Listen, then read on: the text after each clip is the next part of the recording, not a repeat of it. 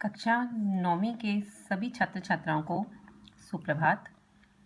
बेटा, इस वीडियो में मैं आपको कमिंग एग्ज़ाम जो आपके प्री बोर्ड एग्ज़ाम हैं उनके लिए जो इंस्ट्रक्शंस आपने फॉलो करनी है वो प्लस आपका जो हिंदी सब्जेक्ट का सिलेबस है उसके बारे में डिटेल में बताऊंगी। Before this exam you have to follow these all instructions. So we will start. सबसे पहले ये आपका ऑनलाइन एग्ज़ाम है, तो नंबर 1 पे जो इंस्ट्रक्शन है, प्री बोर्ड एग्ज़ाम आपका 80 अंक का होगा। जो टोटल आपके मार्क होंगे, अंक होंगे, वो 80 मार्क्स होंगे प्री बोर्ड एग्ज़ाम के, जिसमें 40 अंक का ऑब्जेक्टिव पेपर होगा जो कि खंड क पार्ट ए होगा, और थर्ड इज 40 अंक का आपका सब्जेक्टिव पेपर होगा जो कि खंड ख पार्ट बी होगा। तो टोटल अंक आपके होंगे हिंदी पेपर के 80 अंक, जिसमें से आपका 40 अंक का ऑब्जेक्टिव पेपर आएगा और 40 अंक का ही सब्जेक्टिव पेपर आएगा। और आपका जो सिलेबस मैं आपको बताऊंगी अभी बाद में इन इंस्ट्रक्शंस के बाद, उसमें आपके ऑब्जेक्टिव और सब्जेक्टिव पेपर का जो भी शेड्यूल है उसमें आपका सिलेबस डिवाइड किया होगा कि ऑब्जेक्टिव पेपर में आपका सब्जेक्ट सिलेबस का कौन सा पार्ट आएगा और सब्जेक्टिव में कौन सा पार्ट आएगा। नंबर 4 इज़ आपके दोनों exam objective plus subjective online ही लिए जाएंगे। दोनों पेपर बेटा आपके ऑनलाइन ही होंगे, ऑब्जेक्टिव पेपर भी ऑनलाइन होगा और सब्जेक्टिव भी होगा ऑनलाइन ही होगा in the Google form. Both exams uploaded in the video gallery of the school app. ये आपको पता ही है कि वीडियो गैलरी स्कूल ऐप में, वीडियो गैलरी में दोनों पेपर वहीं पर अपलोड होंगे। एंड ऑब्जेक्टिव एग्जाम 40 अंक का MCQ बहुविकल्पीय प्रश्न की फॉर्म में होगा। जो आपका ऑब्जेक्टिव पेपर होगा वो 40 मार्क्स का, आपको वहाँ पर 40 MCQs दिए जाएंगे जो आपको क्वेश्चन रीड करने के बाद आपको सही वाले उत्तर पर टिक करना है। तो ये आपका ऑब्जेक्टिव पेपर होगा। और नेक्स्ट इज सब्जेक्टिव फॉर्म भी 40 अंक का ही होगा जो आपको रूल शीट पर करना है। और नेक्स्ट जो आपका सब्जेक्टिव फॉर्म में पेपर आपको मिलेगा गूगल फॉर्म पे, वो आपको रूल शीट पर अटेम्प्ट करेंगे आप सभी। ऑब्जेक्टिव पेपर तो आप वहीं पर टिक कर देंगे, पर जो सब्जेक्टिव होगा वो आप सभी रूल शीट पर करेंगे। आप जब रूल शीट पर सब्जेक्टिव एग्जाम के आंसर्स अटेम्प्ट कर लेंगे, आप इस रूल शीट की एक क्लियर पिक्चर क्लिक करेंगे और PDF बनाकर upload it in the space provided in Google form. आप पहले रूल शीट पर अपना सब्जेक्टिव पेपर, उसके आंसर्स सभी अटेम्प्ट करेंगे। जो भी लिखने के लिए आपको क्वेश्चंस पूछे जाएंगे उनके आंसर्स आप लिखेंगे बिल्कुल साफ और स्पष्ट हैंडराइटिंग में, और फिर उसकी एक क्लियर पिक्चर लेकर आप उसको अपलोड करेंगे। जो वहाँ पर स्पेस प्रोवाइड की हुई है गूगल फॉर्म में, वहाँ पर आप इसको अपलोड करेंगे। गूगल फॉर्म पर जब आप अपना खंड क मीन्स ऑब्जेक्टिव पेपर जो पार्ट ए है, जो कि MCQ की फॉर्म में होगा, सॉल्व करेंगे, तो वहीं पर आपको आपका सब्जेक्टिव पेपर भी वहीं पर मिल जाएगा। जैसे ही आप अपना ऑब्जेक्टिव पेपर सॉल्व करेंगे, साथ में ही आपको आपका सब्जेक्टिव पेपर भी वहीं पर मिल जाएगा। आपकी सब्जेक्टिव पेपर की रूल शीट पर आप अपना role number, name, class, section बिल्कुल साफ साफ लिखेंगे। वो आपका क्लियर होना चाहिए। जब आप पिक्चर क्लिक करेंगे, आपका सब्जेक्टिव पेपर कंप्लीट हो जाएगा, तब आपने फ्रंट पे अपनी रोल नंबर, नेम, क्लास और सेक्शन वहीं पर लिखना है। और बेटा next is very important point कि आप जितनी भी रूल शीट यूज़ करेंगे, लाइक आप 1 2 3 4 अगर आपकी रूल शीट यूज़ होती है, तो आपने उन शीट्स की अलग अलग PDF नहीं बनानी है, आपने एक ही PDF बनानी है। एक ही आप उनकी पिक्चर्स क्लिक करेंगे और जो भी उनके जितने भी पेजेस होंगे उनकी एक ही PDF बना के आप उस पर अपलोड करेंगे। इस PDF को पहले आप गूगल फॉर्म की ऑप्शन जो आपको बताई गई है वहाँ पर अपलोड करेंगे, और फिर आप इसको PDF फाइल को, आपकी PDF फाइल तो बनी हुई है, तो आप इसको जो आपकी 9th क्लास की ईमेल आईडी है वहाँ पर भी आप इसको सेंड करेंगे। आपकी ईमेल आईडी आपको पता है, आपकी PDF बनी होगी सब्जेक्टिव पेपर की, जो भी आपने वहाँ पर आंसर अटैम्प्ट किए हैं, जितने भी पेजेस हैं उसकी एक सिंगल PDF बनेगी। उसको आप सेफ साइड के लिए अपनी क्लास ID पर भी सेंड करेंगे। नेक्स्ट इज पेपर के बाद बच्चे नेक्स्ट डे, आपका जिस दिन एग्ज़ाम होगा उसके वेरी नेक्स्ट डे आप अपनी आंसर शीट, जो सब्जेक्टिव पेपर की आंसर शीट है, रूल शीट है, जिसकी आपने PDF बनानी है, वो आंसर शीट जिसमें आपको पहले ही बताया गया है रोल नंबर, नेम, क्लास और सेक्शन लिखा होना चाहिए। वो आप मेन स्कूल में, बच्चे मेन स्कूल में आप रिसेप्शन पर 9 AM to 11 AM, यहाँ पर टाइम मेंशन है 9 AM to 11 AM, वहाँ पर आप रिसेप्शन पर अपनी सब्जेक्टिव पेपर की रूल शीट, वो आंसर शीट सबमिट करवा कर आएंगे। और जो भी टीचर वहाँ पर आपकी ये आंसर शीट कलेक्ट करेगी, she will check your roll number, name, class with section, so you have to write all these things properly on the answer sheet. Okay बच्चे, इसमें कोई कंफ्यूजन नहीं है। आपको जो भी सब्जेक्टिव पेपर आपका होगा उसको अटेम्प्ट करने के बाद आप अपना वहाँ पर रोल नंबर सब मेंशन करेंगे, class, roll number, section and, बार बार आपको बोल रही हूँ, क्लियर साफ हैंड राइटिंग में ये मेंशन होना चाहिए।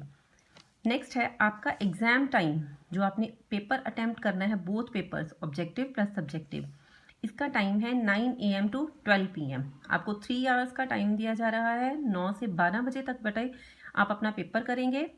और फिर गूगल फॉर्म पर सबमिशन का टाइम, जब आपने 12 बजे तक अपना पेपर अटेम्प्ट कर लिया, बोथ पेपर्स, बिकॉज जो सब्जेक्टिव पेपर है वो आपको राइट करना है सारा, तो वो लेंथी होगा paper, so be careful and attempt properly, read all questions properly and then start write, okay?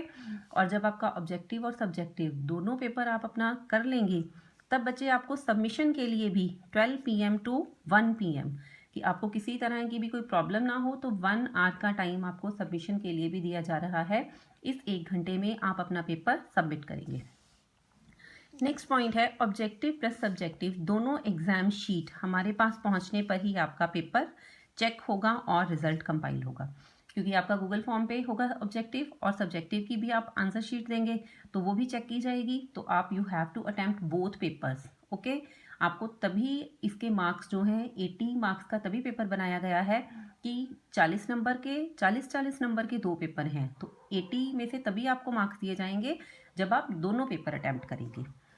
और बच्चे नेक्स्ट सभी इंस्ट्रक्शंस आप ध्यान से पढ़ें, सुने, आपको ये इंस्ट्रक्शंस वीडियो के थ्रू बताई जा रही हैं, प्लस इसकी PDF बना के भी मैं आपको सेंड करूंगी ताकि आपको किसी तरह की कोई परेशानी ना हो।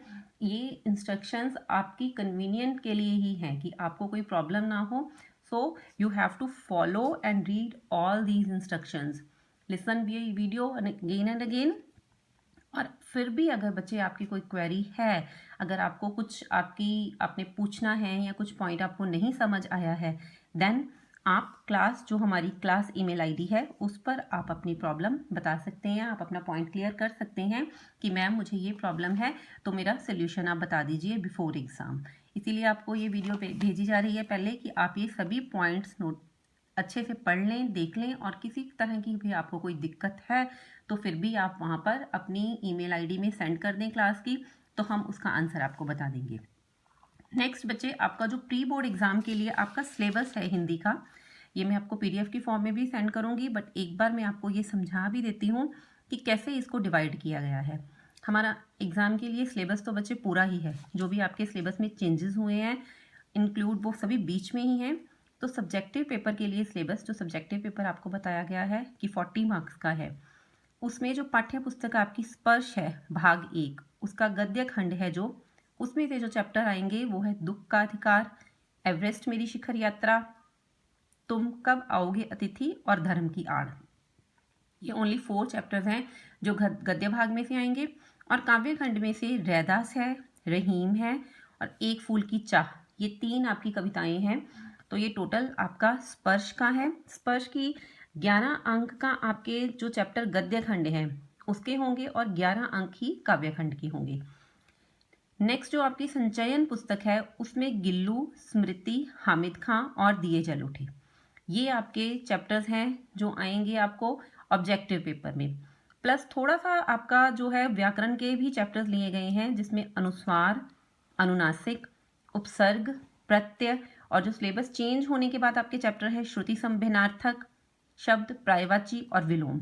बच्चे ये सभी चैप्टर्स इतने इजी हैं, ये आपको ज़रूरी नहीं है कि आपने अपनी व्याकरण पुस्तिका से ही लर्न करनी है। आप ये सभी चैप्टर्स, ये टॉपिक आपने 6th क्लास 5th क्लास से ही आप पढ़ते आ रहे हो, तो आपका तो सिलेबस ग्रामर का बहुत ही इजी है। तो ये आपका सारा सिलेबस जो है 40 मार्क्स का बन रहा है। ये आपका ऑब्जेक्टिव पेपर में आएगा। ये सिलेबस मैंने डिवाइड कर दिया है ऑब्जेक्टिव पेपर का। नेक्स्ट बेटा आपका जो सब्जेक्टिव पेपर है, जो आपने रूल शीट पर करना है, लिखना है आपने जो आंसर्स, वो भी आपका 40 नंबर का ही है। 40 मार्क्स यहाँ पर बताए गए हैं।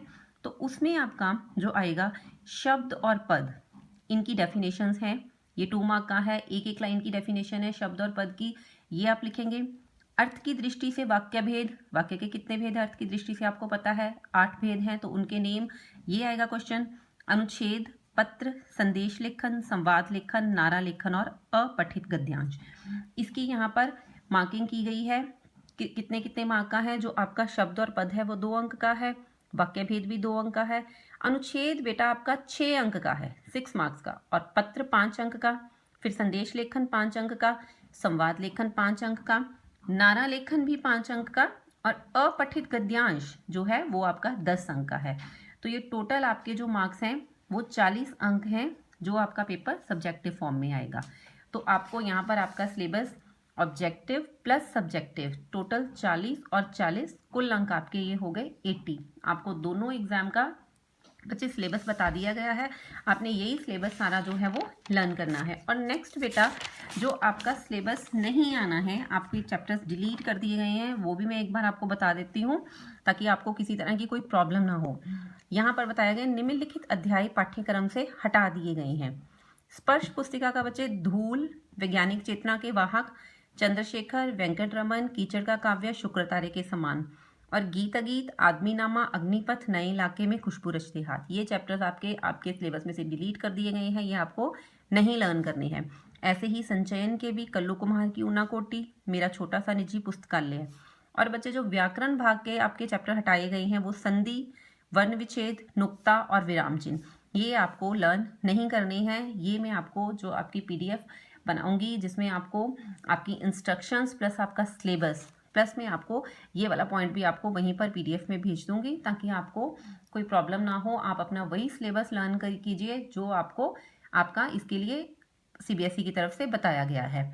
तो आपको बच्चे ये सारी इंस्ट्रक्शंस, इसमें अगर कुछ प्रॉब्लम है, कोई इंस्ट्रक्शन आपको नहीं पता चल रही है, कुछ आपने फिर भी अपना कोई पॉइंट और भी क्लियर करना है, तो आप अपनी क्लास ईमेल ID पर अपनी क्वेश्चन बता सकते हैं, आप पूछ सकते हैं, तो मैं उसका आपका क्लियर आंसर बता दूंगी।